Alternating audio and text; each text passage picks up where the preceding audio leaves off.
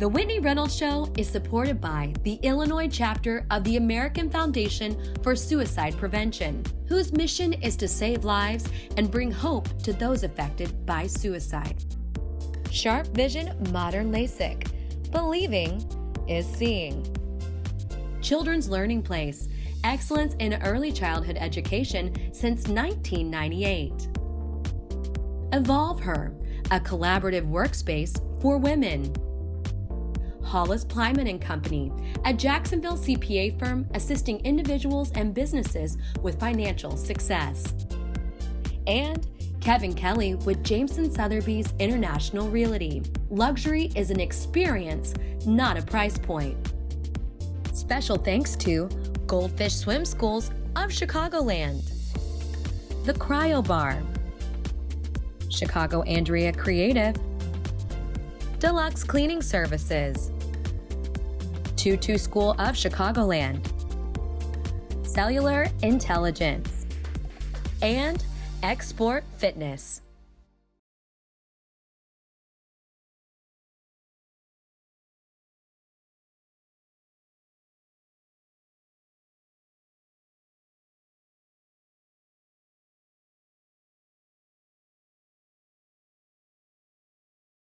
Living your truth. Are you doing that? What is stopping you? Well, don't worry, there's no dare with today's show. Simply honest conversations from our guests about the road to self-discovery and what it took to find their true self.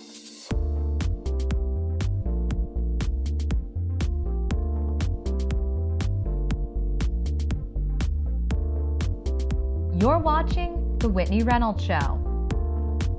Our first guest spent many years knowing his truth, but not being able to live it. He felt imprisoned on several levels and is here today to share how his truth eventually set him free. Dimitri, thank you for coming on today. Thanks for having me. So, your story is one that has taken many turns, and you were actually accused of rape. Correct. What was that like for you? It was very difficult. Definitely felt alone. And when you felt alone, was that because you were accused of something you knew you didn't do? Absolutely, and just everything that comes along with the word rape. You know, What came along with that word for you? just going to prison, being isolated. I mean, everyone is convicts there, but there was a certain respect for whatever crimes that was committed, and rape was definitely at the bottom. Mm. So when you have that on your jacket, you're pretty much isolated from everyone else. Was there any kind of feeling in the room that night or whenever you were leaving that said, this could be a life-changing evening? No, I mean, it was just, we were teenagers and it was a party. How old were you? 19 at the You time. were 19, okay. Correct. So there wasn't any like, okay, something went terribly wrong tonight. No. When did you find out that these charges are being brought against you? 2 months after. Was there anything, other evidence? Because like you said, rape is a very big word. Absolutely. No evidence, no DNA. I mean, there was a straw that I had, and I did have a straw in my mouth, and they had linked my saliva onto that straw. But as far as any sexual acts or conduct, anything like that, nothing that linked me to the crime, nothing, the alleged crime. So you go into the police station, they tell you this, you tell them the truth. Correct. What then happened?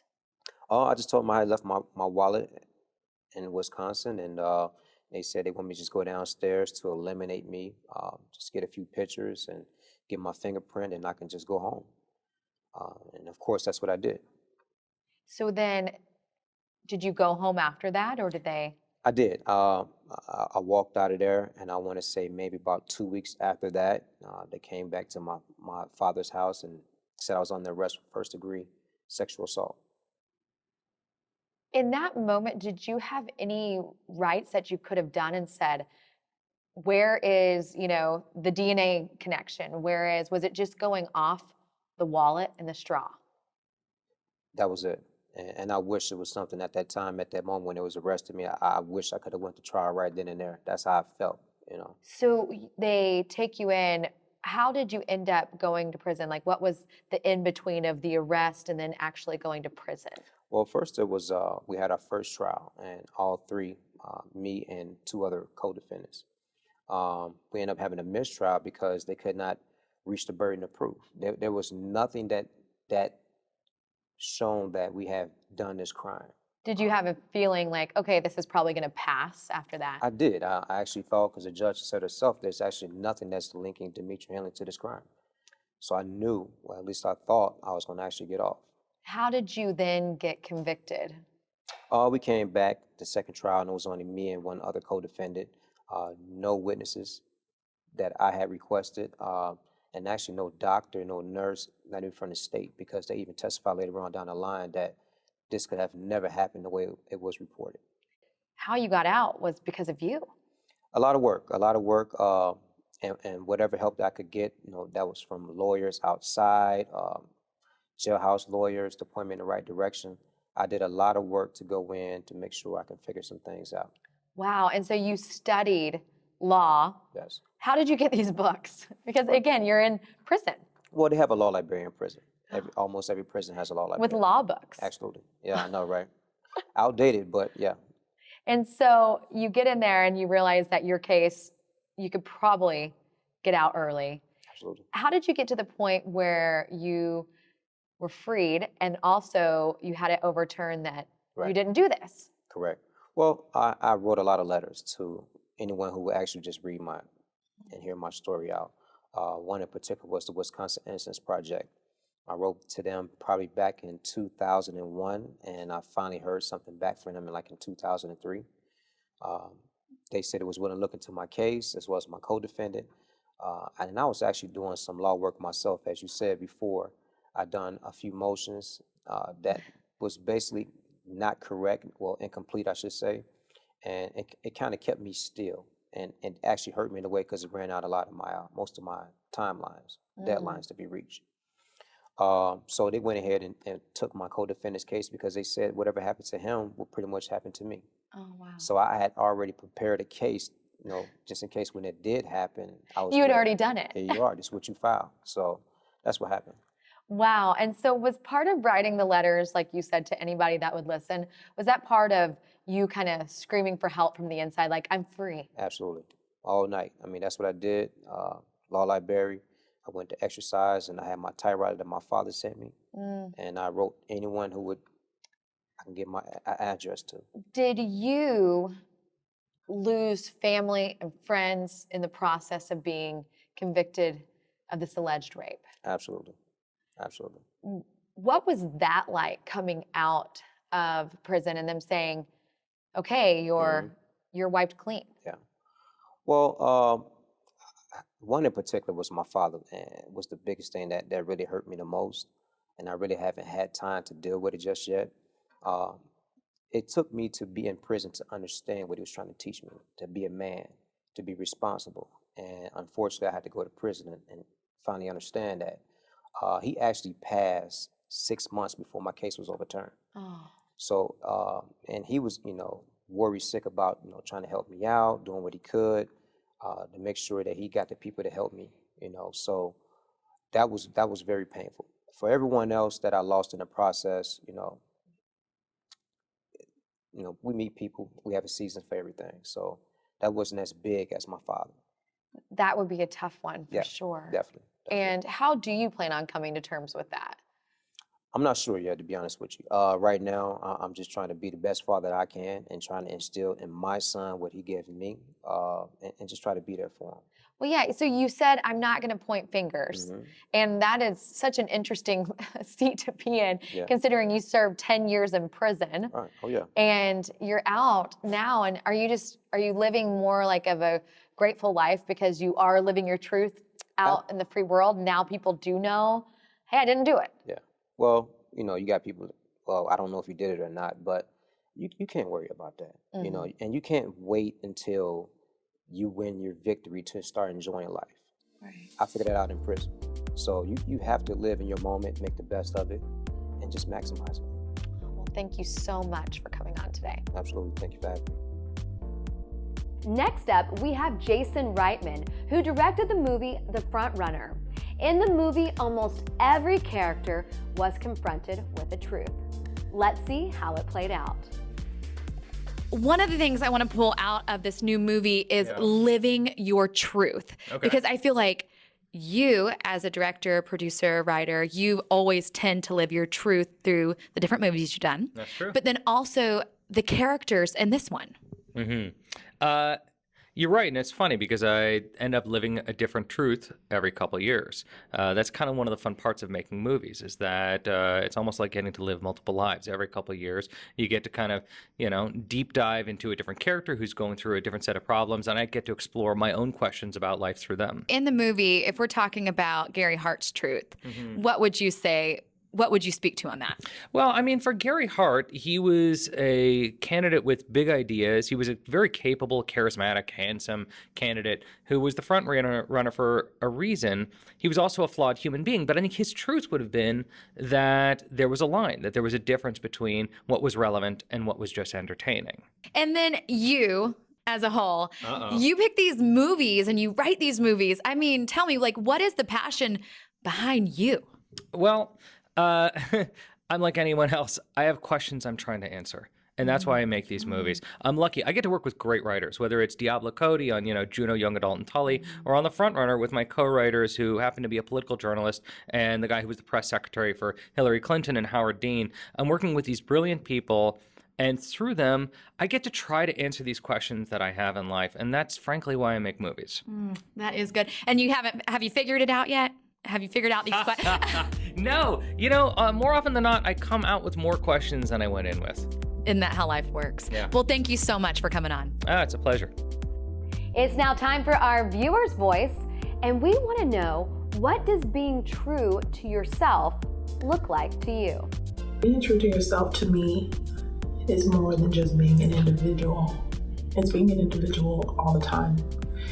It's being able to independently make decisions for yourself, going according to your moral compass or your ways of thinking without being easily swayed by other people and what they may view as right, or they may view as acceptable, or they may view as cool.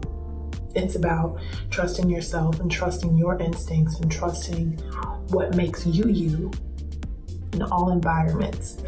And being prepared to advocate for yourself if need be, being prepared to stand alone and hold on to what you feel makes you you.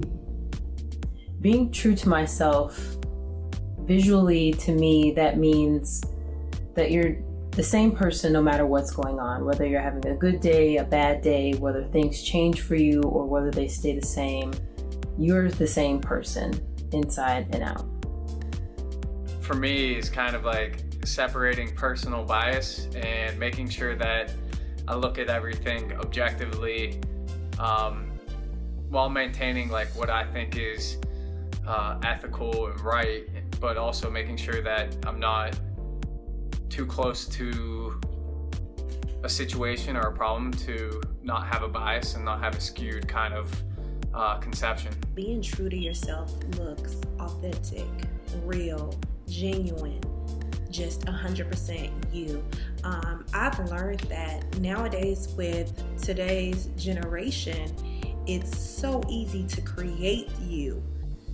In a sense of social media, Instagram, Facebook, Twitter, you're able to create a facade of what you want to look like, and it's easy to lose yourself. But being true to yourself is just something where you're being happy, you're doing what makes you happy, regardless of what people think or say. You're keeping a great support system around you that support you in your beliefs, and simply being in tune with who you are, what makes you feel comfortable, and what makes you feel great about the life that you're living. Get social with us and make your voice heard. Add your video on WhitneyReynolds.com or on social. Our next guest is here to share her personal journey of self-discovery and how her path to finding her true self included some dark roads, But through that, she's discovered her bright light. Let's welcome her out. Welcome to the show, Amy. Thanks, I'm happy to be here. So we've been talking about living your truth, and you have lived this in your own life and now are helping people find that for theirs. Absolutely. So what was it that got you to find out who Amy truly is? That's a great question. You know, I thought I knew who I was through most of my adulthood. I'm a firstborn type A driver, had always striven for success and been successful in all of my jobs. And there were a few bumps in the road along the way that helped me kind of take a step back and look a little bit deeper, and I think really did help me discover who I was. I experienced postpartum depression after birth of my third son, and that took me, 8 or 9 years on and off to kind of work through that. Went through some challenging times about 5 years ago in my marriage, and experienced a lot of anxiety, and really had to take a step back from some of the things I was doing at work and focus on really getting myself back to a better place. And I think, really being forced to stop and take a look inside is one of the first steps that anyone needs to take to discover who they truly are versus who they think they are. That's a really good point of who they truly are versus what, because we live in this day and age where we're seeing a lot of images, Yes. more so than I feel like we did 10 years ago. Yes. You look at anything and you're kind of flooded with maybe expectations or what life looks like for others. And it's really hard to know who you are sometimes whenever you're hearing all these like voices of what you should be. When did you get to that point of like, okay, I'm not postpartum Amy. I'm not going to be anxiety Amy. Like, how did you maneuver that? Because postpartum is an interesting thing, and we haven't tackled that topic fully on the show and you said it took 8 to 9 years to shake that. On and off, yeah. What was that like for you, that season? That season of life? I remember describing it to people as feeling like I had a thick, heavy, wet wool Scottish blanket wrapped around me. And I was everything felt heavy. Trying to think clearly, trying to put thoughts together, trying to be joyful. That was one of the hardest parts for me. I had always been a pretty happy, joyful person, and I lost my joy. And so it really was challenging to just feel like you couldn't get out from under this blanket. And every day was a struggle. How did you eventually get out of that? Yeah, it was a combination of seeing my doctor, getting into counseling, getting onto the right medications, and for me, learning to ask for help. That's the powerful thing. Yeah, and it's hard because going back to what you led with, I was firstborn, very type A. It is hard sometimes to realize that you need help.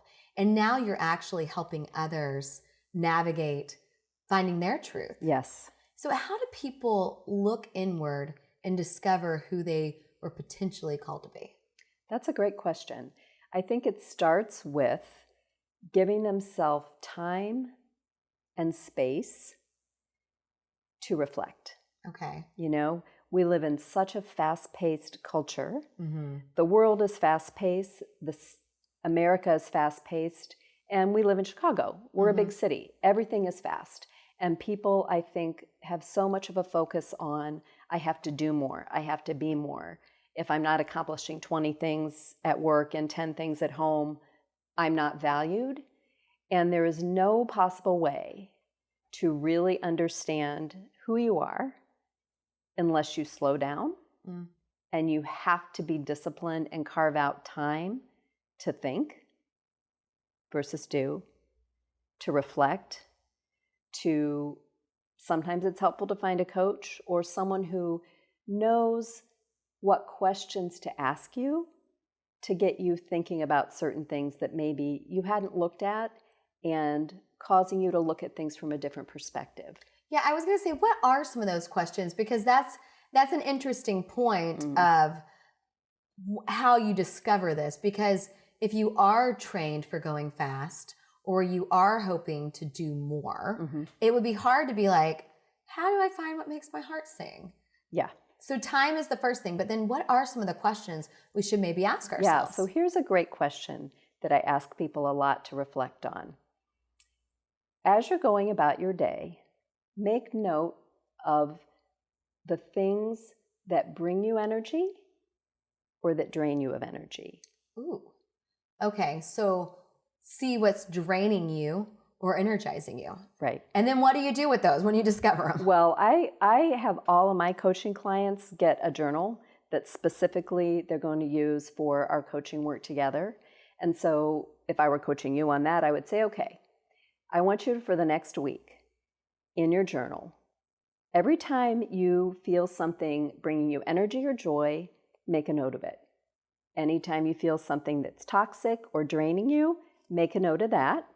And then when we get back together next week, we'll reflect on that a little bit. So that's a start. But I think really listening to yourself, because we're each created uniquely. And what brings you joy might not bring me joy. Right. So the things with the draining, would you say eliminate that? So I might encourage them, they can't stop it or they can't get rid of that person. But what they can do is find different ways to manage themselves. For example, if there's a toxic relationship at work, they can find ways, and I can help them find ways to manage themselves and their own emotions when they're in conversation with that toxic relationship, so that they can stay grounded and level. And find ways to exit. You know, if a relationship at work is getting toxic and volatile, you don't have to stay in that conversation, right? You know, and drawing that line. So then taking these things and understanding what makes your heart sing, right? Is that how we find out our truth? I think it's part of it. I think it's a big part of it. I think it's more than just knowing what makes your heart sing. I think it's also, learning how you're created. And there are so many wonderful instruments out there that people in the business world use, but you don't have to be in the business world to use them. There's the Myers-Briggs Type Indicator. There's the Gallup, it's now Clifton Strengths Finders is a phenomenal one. There's the DISC profile. So there are lots of assessments that people can take that really help just reflect what their unique gifts and strengths are, what their growth opportunities are. But I find that people who can take the time to reflect and find out how they're uniquely knit together and what their true strengths are, and work more within those strengths, that's living in your truth. That is powerful. And it's joyful and it's energizing. Not draining. Not draining. Yes. Yeah. Well, thank you so much, Amy, for coming on. My pleasure. My pleasure. Living your truth can be literal, like we saw in Dimitri's case. However, as Coach Amy pointed out, it can also be a road of self-discovery. Hopefully, we can be honest with ourselves and uncover who we are truly called to be on all levels.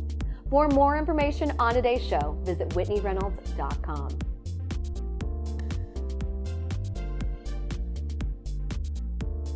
Go beyond the interview with Whitney Reynolds' 52-Week Guide of Inspiration. The book goes deeper with the topics you see on The Whitney Reynolds Show. To get your copy for $12.95 plus shipping and handling, go to WhitneyReynolds.com/store and use code PBS. The Whitney Reynolds Show is supported by the Illinois chapter of the American Foundation for Suicide Prevention, whose mission is to save lives and bring hope to those affected by suicide. Sharp Vision Modern LASIK. Believing is seeing. Children's Learning Place. Excellence in early childhood education since 1998. Evolve Her. A collaborative workspace for women. Hollis Plyman & Company, a Jacksonville CPA firm assisting individuals and businesses with financial success. And Kevin Kelly with Jameson Sotheby's International Realty. Luxury is an experience, not a price point. Special thanks to Goldfish Swim Schools of Chicagoland, The Cryo Bar, Chicago Andrea Creative, Deluxe Cleaning Services, Tutu School of Chicagoland, Cellular Intelligence, and Export Fitness.